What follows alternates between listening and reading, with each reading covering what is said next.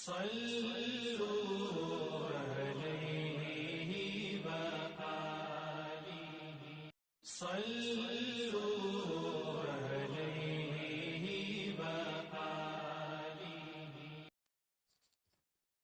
السلام علیکم ورحمۃ اللہ وبرکاتہ۔ پیارے بچوں، کیا حال ہیں آپ سب کے؟ امید کرتی ہوں آپ سب بالکل خیریت سے ہوں گے۔ ہماری دعا ہے کہ اللہ سبحانہ و تعالیٰ آپ کو ہمیشہ ہنستا مسکراتا رکھے۔ پیارے بچوں، ہم آپ کو سیرت النبی صلی اللہ علیہ وسلم کے سفر میں خوش آمدید کہتے ہیں۔ انشاءاللہ ہم آپ کو نبی صلی اللہ علیہ وسلم کی مدنی زندگی کے بارے میں مزید بتائیں گے۔ پیارے بچوں، آپ نے پڑھا ہے نا کہ مکہ میں مسلمانوں پر وہاں کے مشرک، شرک کرنے والے کافر بہت ظلم کیا کرتے تھے۔ مسلمان جب ہجرت کر کے مدینہ آئے تو مسلمانوں کا خیال تھا کہ وہ یہاں سکون سے اللہ کی عبادت کر سکیں گے، قرآن کو سیکھنے اور عمل کرنے میں آسانی ہوگی، اور دوسروں تک دین پہنچانا بہت ہی آسان ہو جائے گا۔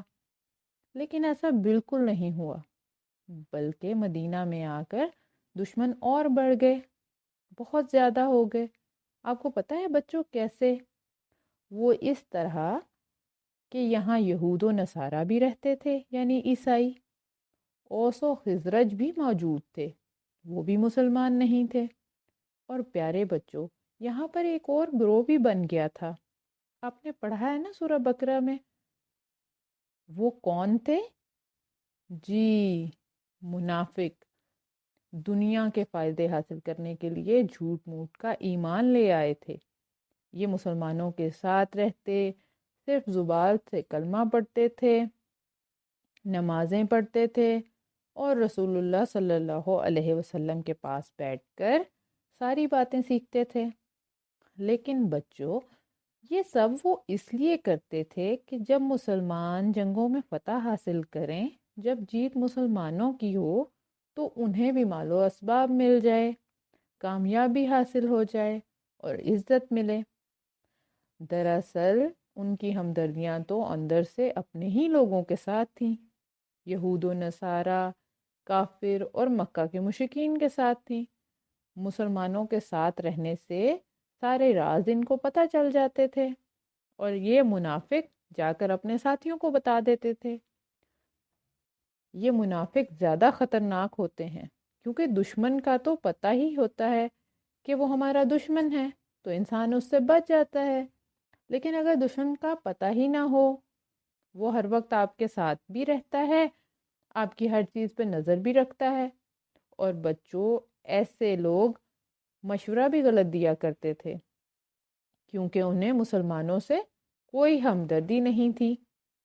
پیارے بچوں، دیکھا آپ نے، مسلمان مدینہ میں آ کر امن سے نہ رہ سکے۔ ایک طرف مدینہ میں رہنے والے کافر تھے تو دوسری طرف قریش مکہ، مکہ کے مشرکین، انہوں نے بھی ان کی جان نہیں چھوڑی تھی۔ آئیے ہم آج اسی پہ بات کرتے ہیں کہ یہاں مسلمانوں کو کس طرح سے پریشان کیا جاتا تھا۔ قریش کے لوگ مدینہ کے مشرکین، جو کہ اوس و خزرج تھے، ان کو خط لکھا کرتے تھے اور کہا کرتے تھے کہ وہ مسلمانوں سے لڑ کر انہیں مدینے سے باہر نکال دیں، اور اگر ایسا نہ کیا تو قریش ان کے جوانوں کو قتل کر دیں گے اور عورتوں کو قیدی بنا لیں گے۔ مدینہ کے مشرکین ڈر گئے اور انہوں نے مسلمانوں کو نکالنے کی کوشش بھی کی، لیکن رحمت للعالمین حضرت محمد صلی اللہ علیہ وسلم نے ان کو سمجھایا تو انہوں نے لڑائی نہیں کی اور ادھر ادھر ہو گئے۔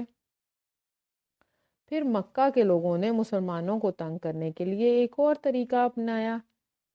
خانہ کعبہ مکہ میں ہے نا، آپ جانتے ہیں، اور عمرہ کرنے کے لیے مسلمان وہاں جایا کرتے تھے۔ وہاں وہ ان کو بہت تنگ کیا کرتے تھے۔ اسی طرح اوس کے سردار حضرت سعد بن معاذ رضی اللہ عنہ جب عمرے کے لیے مکہ گئے، آپ ابو صفوان امیہ بن خلف کے ساتھ بیت اللہ کا طواف کر رہے تھے کہ ابو جہل آ گیا۔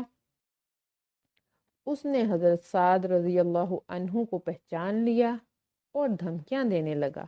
کہنے لگا تمہاری جرت کیسے ہوئی کہ تم مکہ میں آرام سے امن کے ساتھ گھوم رہے ہو، جبکہ تم نے مدینہ میں بے دین لوگوں یعنی مسلمانوں کو پناہ دے رکھی ہے۔ ابو جہل نے کہا سنو، اللہ کی قسم، اگر تم ابو صفوان کے ساتھ نہ ہوتے تو ہم تمہیں قتل کر دیتے اور تم اپنے گھر سلامت نہ جا سکتے۔ اسی طرح کہہ کر انہوں نے مسلمانوں کو مکہ آنے سے روکنے کا اعلان کر دیا، اور یہ بھی دھمکی دی کہ اگر کسی مسلمان نے قریش کے علاقے میں آنا چاہا تو انہیں قتل کر دیا جائے گا۔ مکہ کے مشرکین نے پھر ایک اور طریقہ نکالا کہ یہود کے ساتھ ہمارے اچھے تعلقات ہیں، یعنی وہ ہمارے اچھے دوست ہیں، تو ان کے ذریعے سے ہم مسلمانوں کو مدینہ سے نکال دیں گے۔ پیارے بچوں، اس طرح مسلمان مدینہ میں آ کر اور پریشان رہنے لگے، کیونکہ باہر بھی دشمن مکہ والے اور اندر بھی مدینہ والے۔ تبھی تو صحابہ کرام رضی اللہ عنہم ہر وقت ہتھیار ساتھ رکھتے تھے، سوتے وقت بھی اور جاگتے وقت بھی۔ رسول اللہ صلی اللہ علیہ وسلم کے پہرے کے لیے انہوں نے خاص انتظام کیا تھا، لیکن پھر اللہ تعالیٰ نے فرمایا واللہ یعصمک من الناس، ترجمہ ہے اللہ تعالیٰ لوگوں سے آپ کی حفاظت کرے گا۔ تو نبی صلی اللہ علیہ وسلم نے بھی صحابہ رضی اللہ عنہم سے فرمایا لوگو واپس جاؤ، اللہ عز و جل نے مجھے محفوظ کر دیا ہے۔ پیارے بچوں، آپ کو پتہ ہے مشرکین مکہ کے ساتھ لڑائی کرنے کی کھل کر ابھی اجازت نہیں ملی تھی، اور رسول اللہ صلی اللہ علیہ وسلم اور مسلمان شروع ہی سے بہت احتیاط کر رہے تھے، لیکن حالات خطرناک ہو گئے تو اللہ تعالیٰ نے نہ صرف قریش مکہ سے لڑائی کی اجازت دے دی، بلکہ جنگ کو ہر مسلمان کے لیے واجب یعنی ضروری قرار دے دیا۔ رسول اللہ صلی اللہ علیہ وسلم دین کو پھیلانے کا کام تو کر ہی رہے تھے، اور اب آپ صلی اللہ علیہ وسلم نے فوجی گشت کا بھی انتظام فرمایا۔ آپ صلی اللہ علیہ وسلم اپنے کسی صحابی کو سالار بنا کر بھیجتے تھے۔ سالار کے معنی ہے کہ وہ لیڈر یا امیر جس کی نگرانی میں مسلمانوں کا ایک گروہ لڑائی یا جنگ کیا کرتا ہے، اور ایسی لڑائی جس میں نبی صلی اللہ علیہ وسلم خود شامل نہیں ہوتے تھے اسے سیریا کہا جاتا ہے۔ اسی طرح کچھ جگہوں پر نبی صلی اللہ علیہ وسلم خود بھی شریک ہوتے تھے تو اسے غزوہ کہتے ہیں۔ پیارے بچوں، سیریا اور غزوہ میں فرق پتہ چل گیا نا آپ کو، کہ جس لڑائی یا جنگ میں نبی صلی اللہ علیہ وسلم شامل ہوتے وہ غزوہ کہلاتی ہے، اور جس میں آپ صلی اللہ علیہ وسلم کسی صحابی کو بھیجتے تھے اسے سیریا کہا جاتا ہے۔ آئیے بچوں، ہم اب تھوڑی سی بات ان غزوہ اور سیریا کے مراحل اور مقاصد کے بارے میں کرتے ہیں۔ پہلے مرحلے میں سب سے پہلے جنگ کی باری مشرکین مکہ سے تھی، کیونکہ انہوں نے ہی ظلم کا آغاز کیا تھا، لہٰذا مسلمانوں کو حق پہنچتا تھا کہ ان سے لڑائی کریں، ان کا مال قبضے میں لے لیں۔ دوسرے مرحلے میں مشرکین عرب یعنی کہ مکہ سے جو باہر رہنے والے مشرک تھے ان سے جنگ کرنا تھی، جو قریش کا ساتھ دیں، ان کے ساتھ اتحاد کریں، یا پھر خود وہ مسلمانوں کو ظلم اور زیادتی کا نشانہ بنائیں۔ تیسرے مرحلے میں یہودیوں کی باری تھی، جنہوں نے رسول اللہ صلی اللہ علیہ وسلم کے ساتھ وعدہ کیا ہوا تھا کہ وہ مشرکین کا ساتھ نہیں دیں گے اور مسلمانوں کو کوئی نقصان نہیں پہنچائیں گے۔ اب جب کہ انہوں نے خیانت کی وعدہ توڑ کر، تو ان سے بھی مسلمانوں کو جنگ کرنے کی اجازت مل گئی۔ چوتھے مرحلے میں اگلی باری عیسائی یعنی نصارہ کی تھی۔ اگر وہ دشمنی کا آغاز کریں مسلمانوں سے تو ان سے بھی لڑنا ہوگا، یہاں تک کہ وہ چھوٹے بن کر آ جائیں اور اپنے ہاتھ سے جزیہ یعنی ٹیکس دیں۔ آخری مرحلے میں جو مشرک یہودی یا نصرانی اسلام میں داخل ہو جائیں تو ان سے ہاتھ روک لیا جائے، انہیں کچھ نہ کہا جائے اور ان کے جان و مال کی حفاظت کی جائے۔ لیکن اب اگر وہ اسلام کی حدود توڑیں گے تو پھر انہیں سزا دی جائے گی اور ان کے کفر کا حساب اللہ لے گا۔ لڑائی کے 5 مراحل پڑھنے کے بعد اب ہم فوجی گشت کے مقاصد کے بارے میں جانتے ہیں۔ پہلا مقصد دشمن کی نقل و حرکت یعنی آنے جانے پر نظر رکھنا تھا، مدینہ کے اطراف کو محفوظ رکھنا، ایسا نہ ہو کہ دشمن مسلمانوں پر دھوکے سے ٹوٹ پڑیں۔ دوسرا بڑا مقصد یہ تھا کہ قریش کے قافلوں کو ڈرایا جائے کہ اگر وہ مسلمانوں کو تنگ کرنے سے باز نہ آئے تو ان کی تجارت اور جان و مال کو خطرہ ہے۔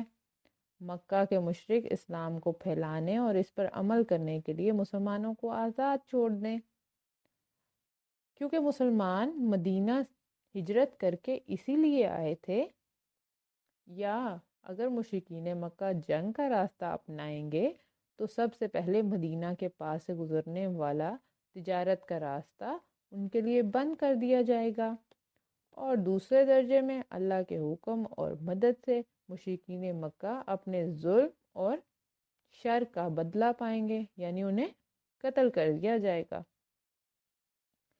تیسرا مقصد یہ تھا کہ دوسرے قبائل کے ساتھ دوستی اور تعاون کو بڑھایا جائے اور جنگ نہ کرنے کا معاہدہ کیا جائے۔